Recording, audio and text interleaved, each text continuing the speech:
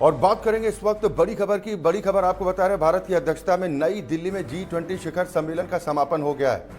शिखर सम्मेलन के दूसरे और आखिरी दिन G20 के नेताओं ने वन फ्यूचर पर मंथन किया। G20 शिखर सम्मेलन के समापन से पहले भारत ने ब्राजील को अगले शिखर सम्मेलन की अध्यक्षता सौंपी। शिखर सम्मेलन के समापन की घोषणा करते हुए प्रधानमंत्री नरेंद्र मोदी ने कहा कि एक खुशखबरी मिली है कि हमारी टीम के कठिन परिश्रम और आप सबके सहयोग से G20 लीडर समिट के डिक्लेरेशन पर सहमति बनी। ये बड़ी खबर इस वक्त आपको बता रहे हैं। 2 दिवसीय समिट का समापन हो चुका है और इसी के साथ अगले G20 शिखर सम्मेलन के लिए ब्राजील को जिम्मेदारी सौंप दी गई है। G20 सम्मेलन का समापन, भारत ने ब्राजील को G20 की अध्यक्षता सौंपी है, यानी कि अगला G20 शिखर सम्मेलन, जिसे अब G21 भी आप कह सकते हैं, क्योंकि इसमें साउथ अफ्रीकन देशों को इसमें शामिल किया गया है, जिसके बाद अब इसे G20 के बजाय अगली बार G21 कहा जाएगा। सम्मेलन का समापन हो चुका है और जो उम्मीदें की जा रही थी इस समिट से, उन उम्मीदों पर यह समिट पूरी तरीके से खरी उतरती दिखाई दे रही है। ये बड़ी खबर इस वक्त आपको बता रहे हैं। नितिन धीमान हमारे संवाददाता है, इस पर ज्यादा चर्चा और बातचीत के साथ हमारे साथ जुड़ चुके हैं। नितिन, क्या कुछ वहां पर गतिविधियां इस वक्त देखने को मिल रही हैं? समापन तो इस समिट का हो चुका है और क्या इस समिट को पूरी तरह से सफल माना जाए कि जिस मंशा के साथ इसका आयोजन हुआ था उसमें कामयाबी मिली? देखिए, सफल ही नहीं, इसे माइलस्टोन की तरह देखा जा सकता है, क्योंकि इससे पहले जितने भी समिट हुए हैं 2008 से लेकर अब तक 18 समिट हुए हैं। एक कोरोना की वजह से वर्चुअल हुआ था, तो अब तक का सबसे बेस्ट इसे माना जा रहा है। और क्योंकि अब ब्राजील के ऊपर पूरा दारोमदार है कि इस जितना भव्य भारत की तरफ से किया गया उतना ही ब्राजील की तरफ से किया जा रहा है, तो उनके ऊपर भी इस पूरी चीज का दारोमदार है, क्योंकि चर्चाएं हो रही हैं और पहली दफा ये हुआ कि 60 बैठकें हुई हों, पूरा जश्न का माहौल हो, जैसे ही डेलीगेट्स आते हैं जगह जगह फूल हों, ऐसे एक उत्सव की तरह भारत में इसे मनाया गया। और पिछले कई महीनों से इसी तरह के कार्यक्रम हो रहे थे। पहले क्या होता था कि 1-2 बैठकें होती थी, फिर शिखर सम्मेलन, फिर खत्म कर दिया जाता था। यहाँ पूरा साल भर कार्यक्रम चले हैं। तो अब आगे ब्राजील इसको किस तरीके से रखता है, ये देखने वाली बात होगी। वहीं अगर आगे के अब कार्यक्रमों की बात करें तो शिखर सम्मेलन ऑफिशियली खत्म हो चुका है।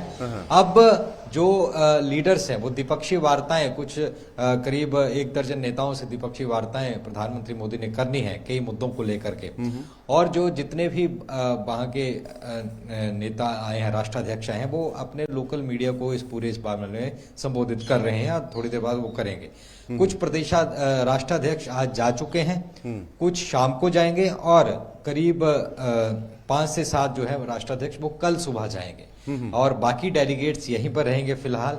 कुछ क्योंकि आगे भी और बैठकें होनी है, ये ऐसा नहीं कि अब सब कुछ एकदम से खत्म हो गया, इसके बाद कुछ बैठकें और होनी है, लेकिन वो एक बड़े लेवल पर नहीं होंगी। और खुद प्रधानमंत्री नरेंद्र मोदी ने अब ये कह दिया है कि एक वर्चुअल समिट नवंबर तक, क्योंकि भारत के पास प्रेसिडेंसी है, भले ही फिलहाल ब्राजील को जरूर दे दी गई हो, लेकिन ऑफिशियली नवंबर तक भारत के पास अध्यक्षता है। तो नवंबर में जब अध्यक्षता खत्म हो जाएगी उससे पहले एक वर्चुअल समिट भी कराया जाएगा।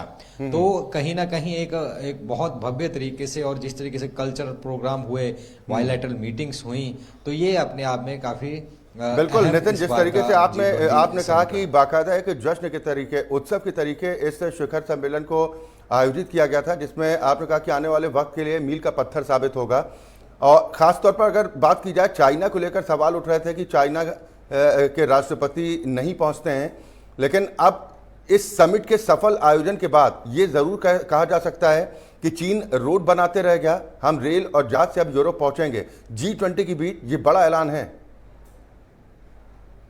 देखिए, चीन, रशिया और स्पेन, ये 3 नहीं पहुंचे थे। हालांकि चीन अब, क्योंकि उनका जो माउथ पीस है ग्लोबल टाइम्स, उसमें उन्होंने कई बातें, ये जो कॉरिडोर खोला जा रहा है उसको लेकर के लिखी हैं, क्योंकि अपना तो चीन ने पाकिस्तान के साथ कॉरिडोर बना लिया है खैबर पख्तून से होते हुए ले, और वहां पर कैसे लोगों को यातनाएं दी जा रही हैं, क्या कुछ हो रहा है, वो गिलगिट बलूचिस्तान, वो सबको दिख रहा है। लेकिन जहां तक बात करें, अब ये जो सिल्क रूट, जो पुराना एक रूट होता था, वो अब नया बनाने का, इकोनॉमिक कॉरिडोर खोलने की बात समिट में हुई, सभी देशों ने हामी भरी।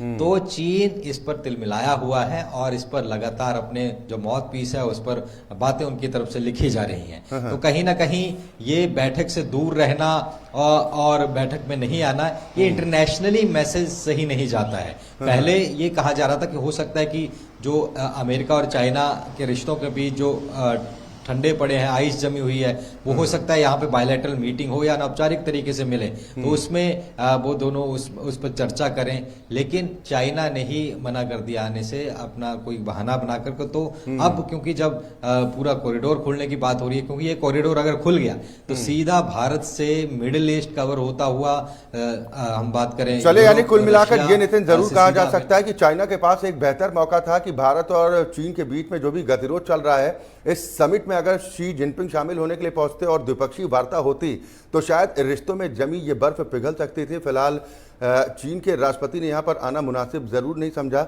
लेकिन भारत की ओर से G20 शिखर सम्मेलन का जो भव्य आयोजन किया गया वो सफल माना जा रहा है।